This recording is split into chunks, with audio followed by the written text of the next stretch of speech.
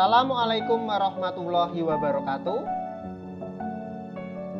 Saya akan memaparkan modul 1.1A8 koneksi antar materi, kesimpulan dan refleksi modul 1.1 tentang pemikiran-pemikiran Ki Hajar Dewantara.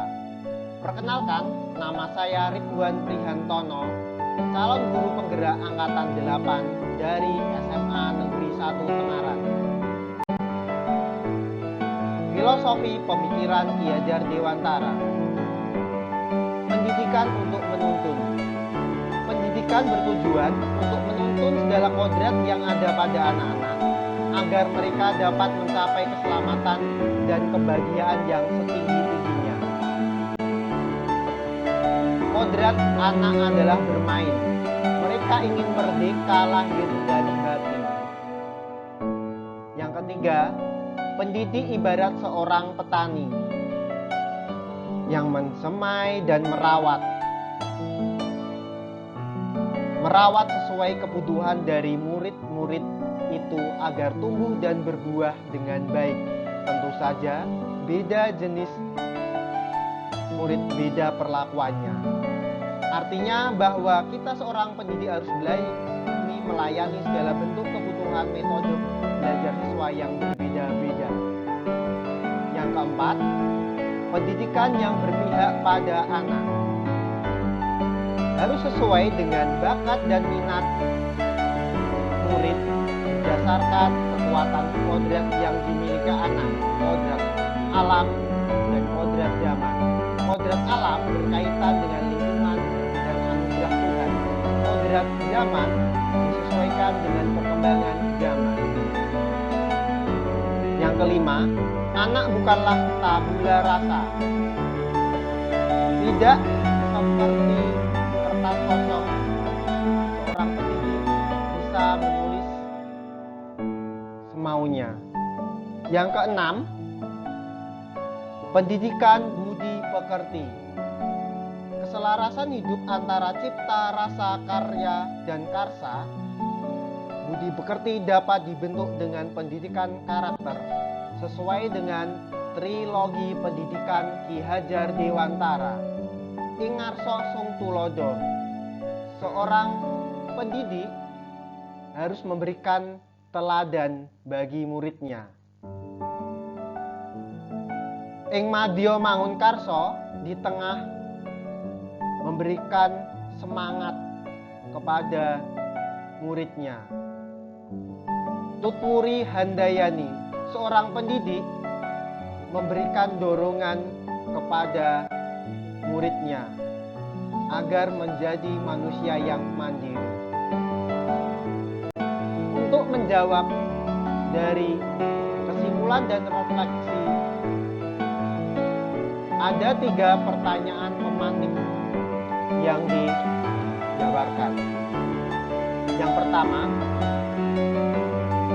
yang saya percaya tentang murid dan pembelajaran di kelas sebelum saya mempelajari modul 1.1. Pembelajaran berpusat pada guru. Saya mendominasi saat pembelajaran. Siswa hanyalah sebagai objek. Yang kedua, fokus pembelajaran hanya berupa tentang target materi dan target kriteria ketuntasan minimal yang sudah ditetapkan. Yang ketiga, sebelum saya mempelajari modul 1.1 ini, kelas tenang. Semua anak duduk diam mendengarkan penjelasan dari guru. Yang keempat, semua anak dianggap sama. Saya kurang memperhatikan karakter murid masing-masing. Yang kedua, yang berubah dari pemikiran atau perilaku saya setelah mempelajari modul ini.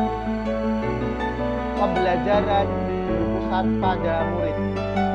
Saya mengelola pembelajaran dengan sesuai dengan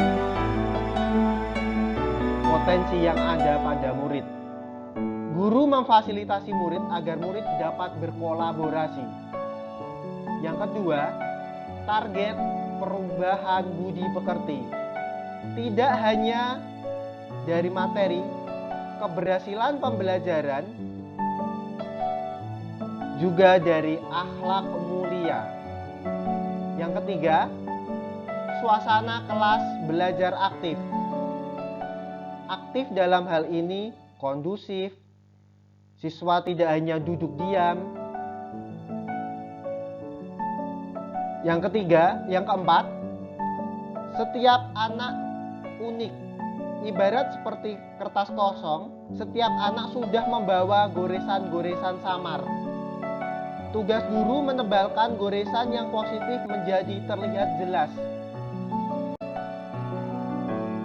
Yang ketiga, yang dapat segera saya terapkan lebih baik agar kelas saya mencerminkan pemikiran Ki Hajar Dewantara. Yang pertama, asesmen awal murid.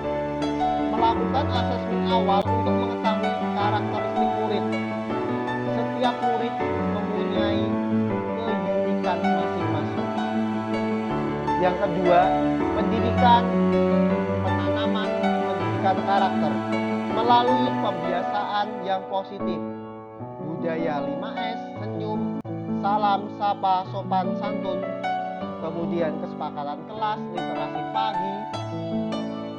Yang ketiga, pembelajaran yang berpihak pada murid dan yang menyenangkan. Pembelajaran yang aktif dan dapat berkolaborasi dengan semua teman. Murid dapat menyampaikan ide dan gagasannya, tidak takut untuk mengembangkan ide dan gagasannya. Yang keempat, optimalisasi sumber belajar. Murid dapat belajar dari berbagai sumber belajar. Tidak harus dari guru saja, tetapi dapat belajar dari berbagai sumber belajar. Melalui internet, buku, rumah belajar, edustore, dan lain sebagainya. Demikian kesimpulan dan refleksi terhadap filosofi pemikiran Ki Hajar Dewantara. Terima kasih. Salam guru penggerak. Tergerak, bergerak, menggerakkan. Assalamualaikum warahmatullahi wabarakatuh.